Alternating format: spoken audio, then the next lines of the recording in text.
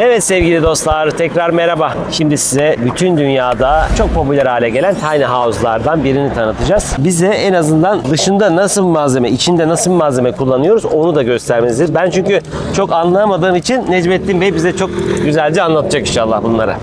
Buyurun Necmettin Öncelikle Bey. hoş geldiniz diyelim. Hoş bulduk. Ayağınıza sağlık. Hoş bulduk. Sağ Şimdi olun. bizim duvar numunelerimiz burada. Toplamda duvar kalınlığımız burada 11 santim. Bu 11 santimin 7 santimi şöyle kameraya yaklaştırarak göstermek istiyorum. Evet. 11 santimin 7 santimi ısı ve ses yalıtımı oluşturuyor burada. Siz Tiny House'da iç cephesini görüyorsunuz. Burada medefe kaplama. Burada insan sağlığına uygun boya kullanılır. Burada kullanılan 4 santimlik XPS yalıtımlı sandviç panel. Sandviç panel dediğimiz malzemenin dış ve iç kısmı galvaniz boyalı sajdır. Kesinlikle böyle paslanma yapma bir malzeme. Isı yalıtımında arasında 34 dens poliüretan köpük vardır burada. Hemen yanında da 3 santimlik 110 dens taş yünümüz vardır. Onun densi önemli anladığım kadarıyla. Tabii değil ki mi? dens önemli burada. Şimdi taş yününün 16 densi de var, 32 densi de var. Bizim kullandığımız taş yünümüz şu malzeme. 110 dens kalınlığında. Bu ısı ve ses yalıtımında çok önemlidir. Burada Oldukça kullanılan güzel, malzeme. evet. Tabii. Buradan sonra iskeletimizden sonra da şurada dış cephe kaplama malzememiz var. Bu Bu istediğimiz malzeme rengi- evet ahşap desenli görünümü, ahşap desenli olup burada bunu biz istediğimiz renge boyayabiliyoruz. Hem burada kullandığımız renk ahşap deseni çok tercih edilen bir renktir. Ahşap desen rengi, açık kahverengi. Bunu biz beyaza da boyayabiliyoruz. Gri, antras griye de boyayabiliyoruz. Her renge boyayabiliyoruz. Bu malzeme yanıcı bir malzeme değildir. Bu şekilde yalı baskı şeklinde döşenir yukarıya. Kesinlikle yukarıdan su aldığı zaman kesinlikle buradan içeriye su alma riski yok. Yanıcı bir malzeme değildir ve boya bakım zımpara gerektirmeyen, bir bakım gerektirmeyen bir üründür. O özel bir boya kullanmanız gerekiyor. Tabii ki. değil mi? Bu cephede kullandığımız boya Jotun marka boya kullanıyoruz burada. Bu marka cephe, belirttiğimiz dış de dış cephe, cephede. İç cephede de Polisan marka, X1 marka boya kullanıyoruz. Kesinlikle su bazlı boyadır. Solvent bazlı değildir. Tiny House alacak kişilere tavsiyem şudur ki iç cephede kullanılan boya solvent bazlı olmasın. Yani tiner karıştırılıp da boyanan bir boya olmasın. Evet, İnsan evet. sağlığına uygun olması gerekiyor. Evet, o çok Atıyorum önemli. siz kapısını kapattınız, gittiniz 1 hafta, 2 hafta, 3 hafta, 1 ay gelmediniz. Geldiniz ki hiç kapıyı açtınız, içeride böyle bir ağır kokusu olmaması lazım. Çünkü bu koku sizi rahatsız eder. Oo, evet çok duyuyorum ben o kokuyu. Demek ondan oluyor. Bizim ürünlerimizin solventli içinde boya. gezin, bakın 1 hafta, 10 gün, 1 ay kapalı kalsın. Kesinlikle sizi rahatsız edecek bir koku olmaz. Bu kadar. Teşekkürler. Teşekkür ederim. Necmettin Beyciğim çok sağ ol. Ağzına sağlık. Sağ olun, Allah razı Biz olsun. şimdi yavaş yavaş içeri giriyoruz. Buyurun efendim, gezebilirsiniz. Murat'cığım gel çıkalım. Daha sonra size bu arada verandalı halini de göstereceğiz ama şimdilik üretildiği yerdeyiz şu anda. Ne halde onu göstereceğiz. Murat'cığım gel istersen böyle içeri girelim yavaş yavaş. Burada şimdi böyle bir koltuk koyulmuş ama normalde zaten mobilyasız bir şekilde geliyor burası. Beyaz eşyaları da dahil değil ama diğer her şey dahil. Onları da size göstereceğim. Burada bakın şöyle bu iyi, süper. Ben bunu çok bayılıyorum buna bu arada. Bu normal bir perde gibi. Komple kapatabiliyorsun. Ama aynı zamanda böyle her taraftan bunu da açabiliyor. Arka tarafında da şu anda şey var bu arada. Şunu da göstereyim.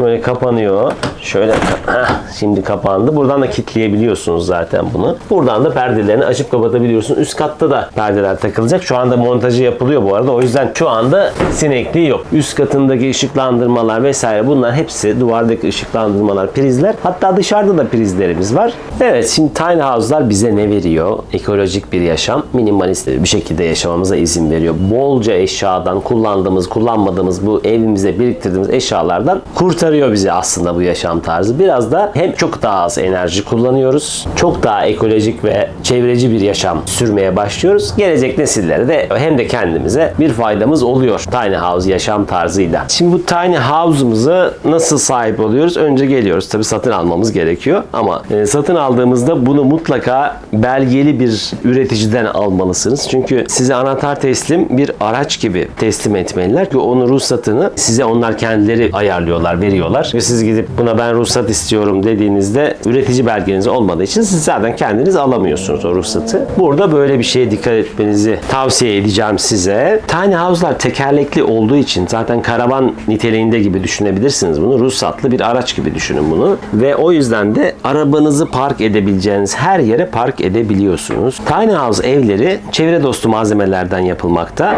enerji tasarrufu sağlamakta ve düşük maliyetli olmakta. Yani bizim tiny house'a ihtiyacımız olacak gibi gözüküyor önümüzdeki yıllarda. Bunu da şöyle yapayım da pencereleri açayım, biraz aydınlık olsun. Evet Murat'cığım, şimdi istersen yavaş yavaş tiny house'umuzu gezmeye başlayalım. Burada kullanılan malzemeler oldukça kaliteli. Güzel bir pimapen kullanılmış. Şu anda montaj devam ediyor. Bu arada güzel oldu vallahi, çok güzel oldu. Şu anda pencere ve sineklikler takılıyor. Işıklandırmalar çok güzel. Ben çok hoşuma gitti. Oldukça yeterli. O tavan yüksekliği burada bu kısımda oldukça yüksek. Güzel, çok kullanışlı, çok ferah bir alan. Burası salonumuz. Çünkü burada bir televizyon ünitemizin olduğu yer var. Anten girişi vesaire burada yapılmış hepsi. Elektrik prizleri de öyle. Bu arada dışarıda da elektrik prizlerimiz var. Orada da enerjiyi dışarıda kullanmak istediğinizde fişinizi takıp orada kullanabiliyorsunuz. Burada televizyon ünitesi derken televizyonu genelde burada asma kullanıyorlar. Çünkü yerden kazanmak için biliyorsunuz çok büyük bir evimiz yok burada. 2,5 metre, 9 metre ebatında bir ev burası. 3+1 bu arada. 3+1 geçiyor burası. Burada TV ünitenizi bağlı. Anteniniz vesaire zaten buraya bağlı. Yukarıda bir anten de koyabiliyorsunuz isterseniz. Çok gerekiyor mu bilmiyorum ama sizin olduğunuz yerde size bağlı. Zevkinize, keyfinize bağlı bir şey bu. Yani burada zaten bir dolap koyacak bir alanda var. Bir de her duvarda yaklaşık olarak 2-3 tane priz ve kontrol paneli de koyulmuş burada. Şimdi mutfağımıza gelelim. Bu dolap depolama alanlarımız da oldukça yeterli. Çünkü değil mi, minimalist bir yaşam tarzı benimseyeceğiz diye buraya geldik. Şimdi burada mikrodalga fırınımız var ama isterseniz onu daha üste de koyabilirsiniz. Böyle. Ben depolama alanlarını beğendim. Burada da raflar var içinde. Şimdi zaten şeyden de gösteririz. Ayrıyetten de priz de var içinde dolapların. Buradaki prizlerin dışında. Buradan kontrol edebiliyoruz. Aşağı yukarı 5 anahtar yapmışlar. 2 de priz koymuşlar buraya. Burada çok hoşuma giden bir şey oldu. Size de göstereceğim. Paylaşmak istiyorum. Burada böyle basıyorsunuz. Burası dümdüz şu anda. Bastınız, yukarı çıktı. Bunu böyle tutuyorsunuz. Çekiyorsunuz. Biraz daha çekeyim. Bakın burada 2 priz daha çıktı. 2 tane USB ve işte buradan tekrar da kapatabiliyorsunuz. Harika. Çok kullanışlı değil mi? Ya ben çok beğendim. Şöyle hemen kapatayım. Ben çok hoşuma gitti. Burada yine depolama alanlarımız var. Burada stoperli çekmecelerimiz var. Böyle. Burada bulaşık makinesi yerimiz. Lavaboya gelince lavabo da çok hoşuma gitti bu arada. Şimdi burada içinde çıkarabileceğiniz bir ekmek tahtası, burada çalışabileceğiniz bir yer ama tezgah zaten büyük bu arada. Şöyle bunu zaten buradan alabiliyorsunuz da. Burada durabiliyor. Burada yine sebzelerinizi vesaire bir şeyleri yıkamak için buradan açtınız suyunu. Buradan çalıştırdınız. Burada yıkadınız. Bunlar bu arada çıkabiliyor hepsi. Bu da öyle. Meyvelerinizi yıkadınız bunda. Aslında lavabonuz bu. Gidere bağlı olan kısım burada. Bu da harika bir şey. Bardağı bastırıyorsunuz üstüne. O içinden su fışkırıyor ve bardağınızı yıkıyor. Böyle bardağınızı yıkıyorsunuz burada. Bunlar fiyatımıza dahil. Fiyatımıza gelecek olursak da 33.000 euro bu 3+1 tiny house'umuzun fiyatı.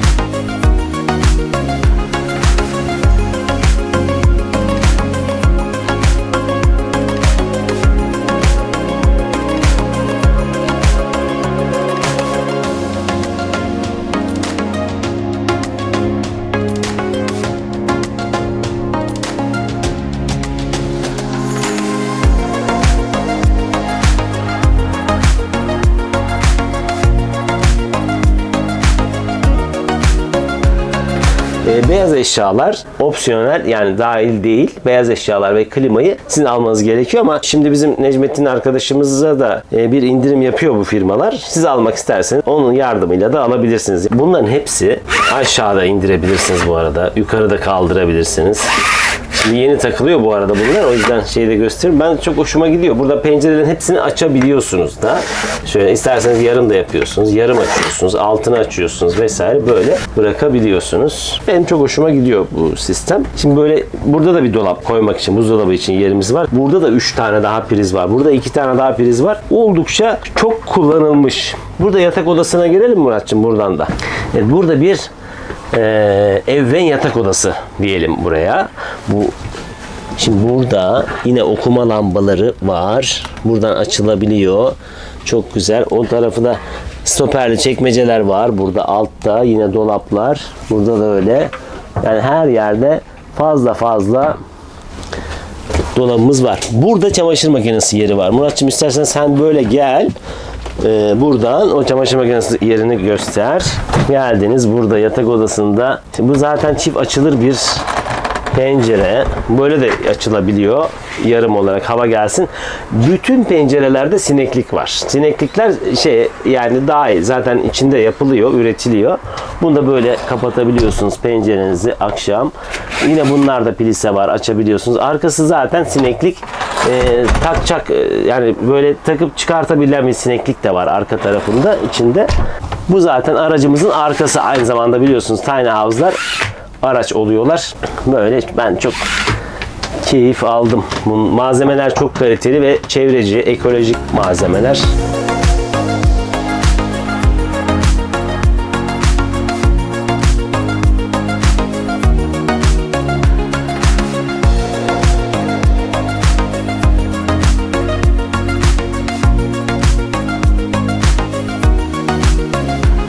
Evden yatak odamız burası. Yukarıda da 2 tane yatak odamız var. Onu zaten şimdi Murat arkadaşım gösterecek size.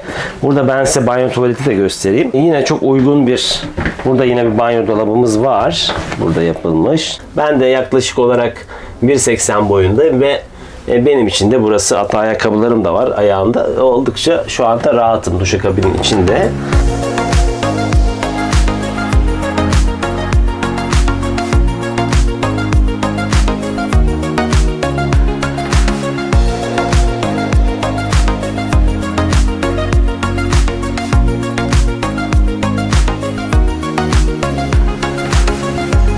Şimdi burada hoşuma giden başka bir şey daha var. Bunların hepsi bu arada dolap. Şöyle geliyorsunuz, bu dolapları açıyorsunuz. Böyle hepsi dolap. Böyle pardon, yapamadım. Şurada bakın çekmece. Peki buna ne diyorsunuz? Burada da bir basamak çıkıyor. Bu da bu arada açılıyor ve kapanıyor. Burası da yani çok güzel kullanılmış. Buradan yukarı çıkarken de zaten çektiniz, yukarı çıktınız. Aşağı indiniz. Bunu kapatıyorsunuz normalde. Yukarıda işiniz olmadığı zaman süper. Çok güzel kullanılmış.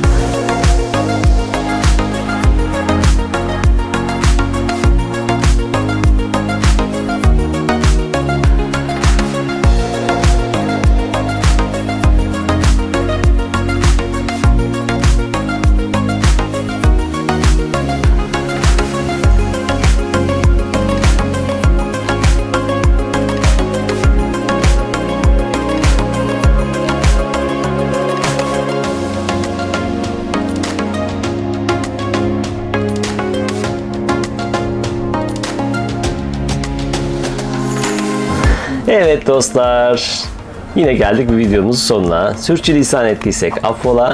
Beğenip abone olursanız çok seviniriz. Sağlıcakla kalın.